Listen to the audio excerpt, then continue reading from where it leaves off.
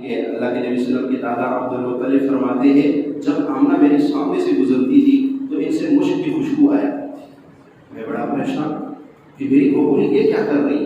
کچھ ہی مہینے پہلے ان کا خاوند فوت ہو گیا، بجائے تو غم منانا چاہیے تھا، یہ اتنی مہنگی مہنگی خوشبو استعمال کر رہی ہے، مکے کے لوگ مجھے کیا تانے دیں گے، مجھے کیا کہیں گے کہ تیری بہو ایسے ایسے خوشبو استعمال کرتی ہے۔ لیکن کہتے ہیں کہ میں نے آمنہ کے چہرے پہ ایسا روب اور جلال دیکھا کہ مجھ میں ہمت نہ ہوئی پوچھنے کی کہ آمنہ تمہیں یہ لا کے کون دیتا ہے؟ ایک دن میں نے اپنی بیوی کو بلایا اور کہا اپنے بہو کو ذرا پیار سے سمجھاؤ کہ اتنی مہنگی عطر نہ لگایا کرے، لوگ ہمیں باتیں سنائیں گے۔ اللہ کے نبی صلی اللہ علیہ وسلم کی دادی نے ایک دفعہ آمنہ کو بلایا، پیار سے کہا آمنہ دیکھو تمہیں پتہ ہے کچھ عرصے پہلے تمہارے خاوند عبداللہ فوت ہو گئے اور تم جو ہے اتنی مہنگی خوشبو استعمال کرتی ہو، یہ تمہیں لا کے کون دیتا ہے، کہاں سے لے کے آتی ہو، یہ نہ استعمال کیا کرو۔ اللہ اکبر۔ فرماتی ہے حضرت آمنہ کی آنکھوں میں آنسو آ گئے، کہنے لگی اماں میرے ساتھ جو کچھ ہو رہا ہے اگر میں وہ بتانا شروع کر دوں تو آپ کو یقین نہیں آئے گا۔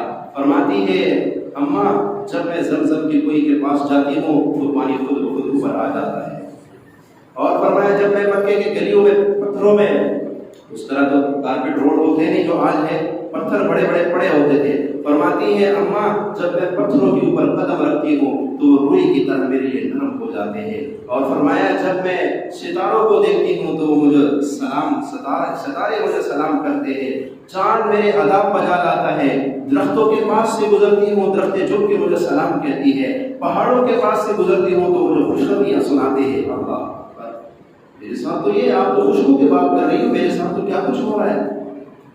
یہ حالات جب ان کے ساتھ ہوئے نا تو ہر عورت پریشان ہو جاتی کہ کیا ہو رہے میرے ساتھ، عجیب سا۔ تو ایک دفعہ اپنی سہیلیوں سے کہنے لگی کہ مجھے میرے ساتھ تو یہ حرکتیں ہوتی ہیں ان دنوں میں۔ تو عورتوں نے کہا کہ جب عورت بیمار ہوتی سایہ ہو جاتا ہے، توہم پرستی کا دور تھا، جہالت کا دور تھا، تو کہا کہ آپ کو سایہ لگتا ہے، ہو گیا ہے، آپ ایسے کریں ہم تو اس کا علاج ایک کڑے سے کرتی، کڑا بنوا کے وہ پہن لیں اب ٹھیک ہو جائے گی۔ اللہ اکبر۔ ایک کڑا کو دیا گیا، انہوں نے گلے میں ڈالا، اچھا جس دن گلے میں ڈالا اسی رات کہتی ہے میں نے خواب دیکھا، ایک حسین و جمیل سفید ریش بابا جی کو دیکھا اور انتہائی روب و جلال ان کے چہرے سے ٹپک رہا ہے، اور میرے قریب آ کے میرے کڑے کو یوں اشارہ کیا اور دو ٹکڑے ہو کے زمین پہ۔ میں بڑی پریشان ہوئی، بابا جی آپ نے تو میرے علاج توڑ دیا، یہ کیا کیا آپ نے؟ تو فرمایا اس بزرگ نے مجھے کہا نانا بیٹی یہ تیرا علاج نہیں ہے، تجھے پتہ ہے تیرے پیٹ میں جو حمل ہے یہ کوئی عام بچہ نہیں ہے، یہ امام الانبیاء ہے، یہ محمد رسول اللہ ہے، یہ جب دنیا میں آئے گا یہ شرک کے، بدعت کے اور بتوں کے سارے کڑے توڑ کے رکھ دے گا اور ایک توحید کا علم سارے عالم میں بلند کر دے گا۔ تم نے اس کے آنے سے پہلے یہ توہم پرستی شروع کر دی۔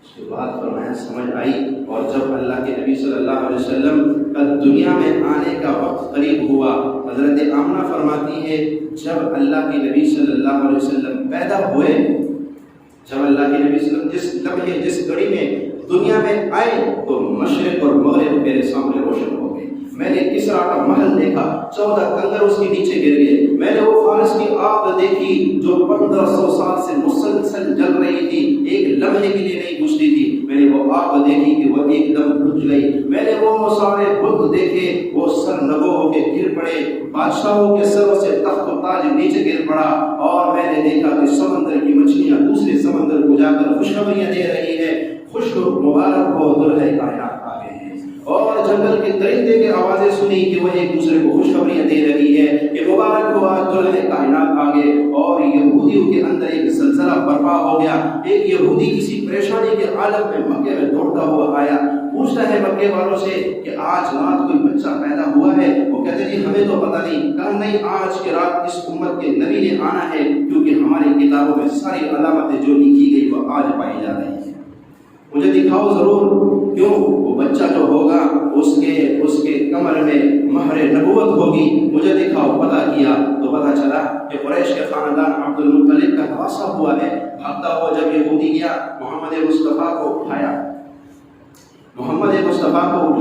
اٹھا کے جب کمر کی طرف دیکھا، مہر نبوت کو دیکھا، بچے کو رکھا، وہاں گر کے بے ہوش ہو، اور ہوش میں آ کے کہنے لگا ہائے آج بنی اسرائیل سے نبوت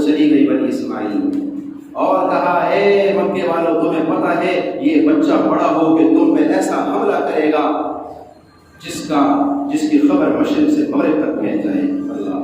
اور غزوہ بدر میں ہوا ایسا حملہ. غزوہ بدر میں بڑے بڑے کفار کے سردار مارے گئے، ایسے بڑے بڑے نامور سردار مارے گئے، اور مارنے سے پہلے اللہ کے نبی نے فرمایا یہاں قطبہ مرے گا، یہاں شیبہ مرے گا، یہاں ابو جہل مرے گا. ان سب کے جگہ بھی بتا دیے جہاد میدان سے پہلے، جہاد میدان سے پہلے.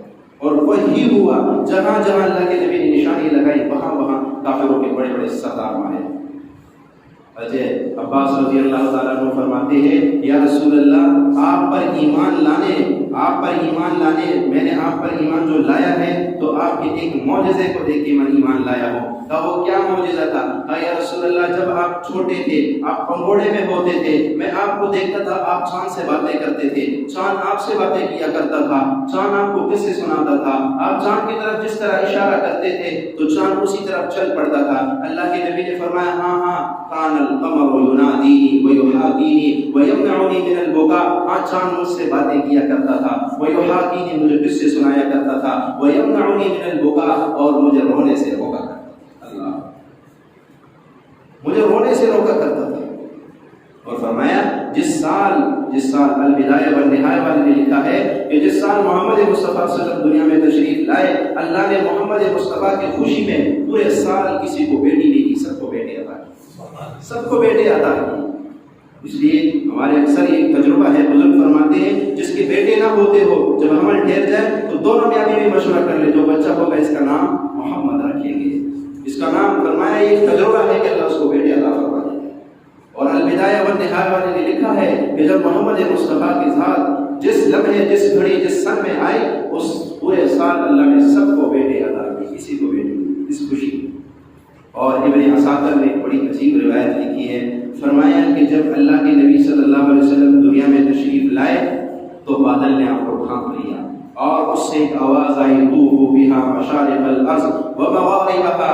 اس بچے کو مشرق اور مغرب میں پھرا دو، لیعرفوا باسمه وصفته ونعته، تاکہ سارے عالم کو اس بچے کا نام کا پتہ چل جائے، اس کی صفات کا پتہ چل جائے، اس کی صورت کا پتہ چل جائے. اور پھر آواز آئی واعطوه خلق آدم، اس بچے کو آدم کا اخلاق دو، وشجاعت نوح، اور اس بچے کو نوح علیہ السلام کی شجاعت دو، وحلت ابراہیم، اس بچے کو ابراہیم کی دوستی دو، واستسلام اسماعیل علیہ السلام کی قربانی دو، وفصاحت صالح، اور صالح علیہ السلام کی فصاحت دو، وحکمت لوط، اور لوط علیہ السلام کی حکمت دو، ورضاء اسحاق، اور اسحاق کے رضا دو، وبشرى یعقوب، اور یعقوب علیہ السلام کی خوشخبری دو، وشدت موسیٰ، اور موسیٰ علیہ السلام کا جلال دو، ووقار الیاس، اور الیاس علیہ السلام کا وقار دو، ولحن داؤد، اور داؤد علیہ السلام کی آواز دو، وقلب ایوب، اور ایوب علیہ السلام کا دل دو،